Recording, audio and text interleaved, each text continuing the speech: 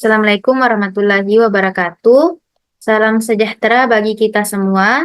Alhamdulillahirrabbilalamin. Segala puji bagi Allah yang telah memberikan kita kesempatan sehingga kita dapat melaksanakan presentasi pada kali ini.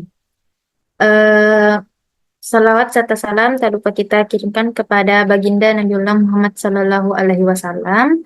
Baik, perkenalkan kami dari kelompok 4 yang akan membawakan materi tentang idiometri pada pembelajaran kimia farmasi. Namun sebelum itu izinkan kami untuk memperkenalkan diri terlebih dahulu. Perkenalkan, saya Rizky Alamsyah selaku moderator pada presentasi kali ini. Adapun pemateri yaitu Adiba Salsabila, Makfira Nur Afrinda, Nida Aulia Hussein, Nurakila, Cindy, dan Siti Nabila. Baik, langsung saja saya persilakan kepada pemateri pertama yaitu Makfira Nur Afrinda. Baik, yang pertama itu ada definisi. Nah, iodimetri itu merupakan salah satu metode analisis kuantitatif volumetri secara oksimetri dan reduksimetri melalui proses titrasi. Nah, titrasi oksimetri itu adalah titrasi terhadap larutan zat reduksi atau reduktor dengan larutan standar zat pengoksidasi atau oksidator. Iodimetri adalah analisa titrimetri untuk zat-zat reduktor seperti natrium tiosulfat, arsenat dengan menggunakan larutan iodin bakus secara langsung. Nah, dalam bidang farmasi, metode titrasi iodimetri ini banyak digunakan untuk menentukan kadar zat-zat yang mengandung oksidator atau reduktor. Contohnya pada vitamin C, Cl2, Fe, Cu, dan sebagainya. Sehingga dapat mengetahui kadar suatu zat, berarti mengetahui multi dan kualitasnya. Saya serahkan ke moderator.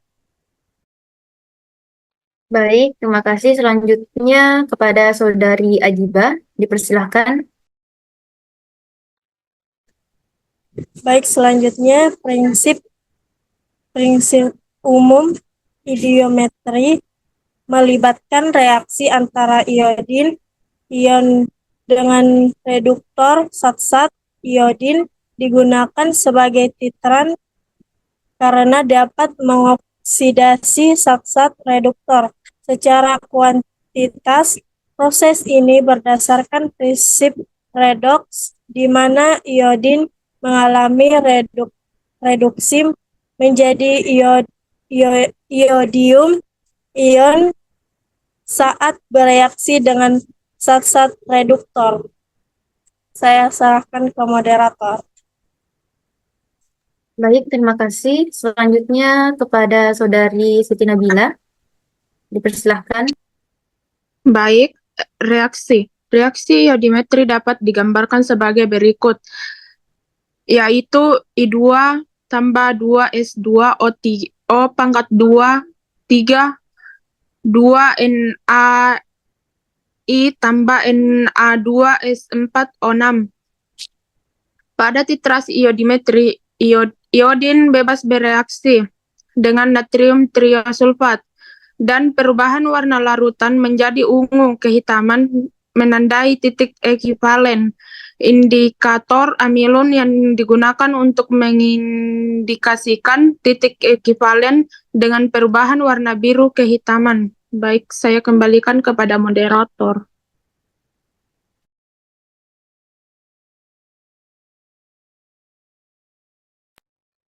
Oke, baik. Selanjutnya kepada Saudari Cindy, dipersilahkan. Baik, selanjutnya itu metode iodimetri. Pada metode titrasi iodimetri ini merupakan titrasi secara langsung dengan menggunakan larutan iodium sebagai larutan titran. Hasil pada titrasi iodimetri ini dapat ditentukan dengan reaksi perubahan warna yang terjadi pada titik akhir titrasi. Reaksi perubahan warna yang terjadi pada titik akhir terjadi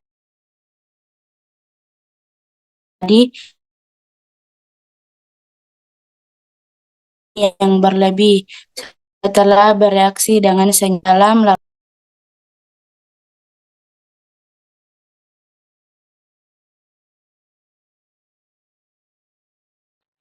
Baiklah, terima kasih. Selanjutnya saya persilakan kepada Saudari Akila. Titrasi iodimetri ini sangat penting ditambahkan Karena pada saat indikator amilum bereaksi dengan iodin akan membentuk warna biru yang spesifik sehingga dapat menjadi penentu bahwa proses titrasi telah selesai. Penambahan amilum harus dilakukan pada saat mendekati titik akhir titrasi agar amilum tidak membungkus iodin yang menyebabkan amilum sukar dititrasi ke dalam keadaan semula. Untuk materi selanjutnya saya kembalikan ke moderator. Baiklah, terima kasih. Selanjutnya itu kepada Saudari Nida Aulia, saya persilahkan. Berikut contoh aplikasi titrasi iodometri. Pertama, ada pada penentuan kadar vitamin C, di mana vitamin C atau asam ascorbat adalah salah satu contoh senyawa yang sering dianalisis menggunakan metode iodimetri. Vitamin C bersifat reduktor kuat sehingga dapat mereduksi iodin menjadi ion iodida. Berikut reaksinya, di mana asam ascorbat atau vitamin C dengan iodin menjadi asam dehidroas ascorbat, di mana pada reaksi ini vitamin C akan teroksidasi menjadi asam dehidroas ascorbat sementara iodium direduksi menjadi ion iodida.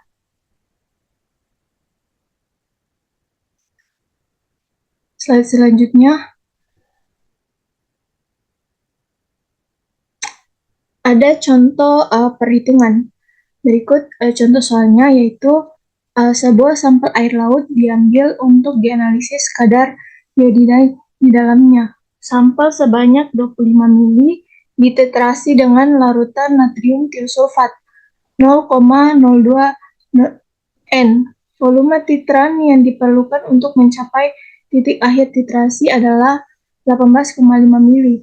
Jika diketahui berat ekivalen iodida adalah 126,9 gram per ekivalen, hitunglah kadar iodida dalam sampel air laut tersebut dalam satuan miligram per liter. Yang pertama, menentukan jumlah mol natrium tiosulfat yang bereaksi. Mol natrium tiosulfat sama dengan normalitas natrium tiosulfat dikali dengan volume natrium tiosulfat dalam air, yaitu 0,02 N dikali dengan 0,0185 dalam liter sama dengan 0,00037 mol. Yang kedua, menentukan jumlah mol iodin yang bereaksi. Berdasarkan persamaan reaksi, 2 mol natrium tiosulfat bereaksi dengan 1 mol iodin. Jadi, mol iodin sama dengan 0,00037 mol natrium tiosulfat dibagi dengan 2 sama dengan 0,000185 mol. Yang ketiga, menentukan jumlah mol iodida dalam sampel. Berdasarkan persamaan, 1 mol iodida berasal dari 2 mol iodida. Jadi, mol iodida 0,000185 mol dikali 2 sama dengan 0,00037 mol.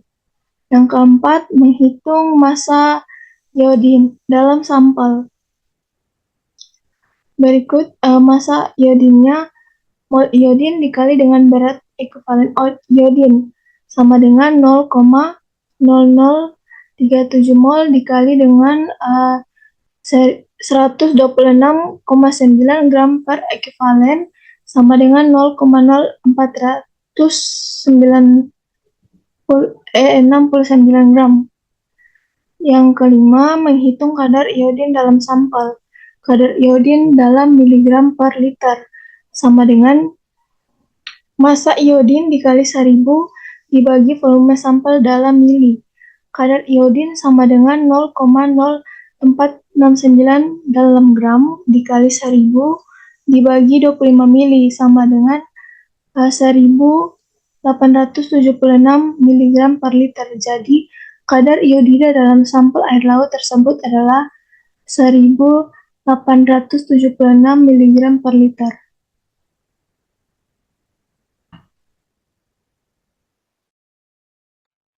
Baiklah, pada kesimpulan kali ini itu iodimetri merupakan metode titrasi sederhana namun efektif untuk menentukan kadar zat reduktor, terutama itu vitamin C. Prinsip kerja didasarkan pada reaksi redoks antara iodin dan zat reduktor. Metode ini banyak digunakan dalam berbagai bidang seperti farmasi, pangan, dan lingkungan. Baik, kita ucapkan terima kasih kepada pemateri yang telah membaca dan menjelaskan materi pada presentasi kali ini. Lebih dan kurangnya mohon dimaafkan. Sekian, wassalamualaikum warahmatullahi wabarakatuh.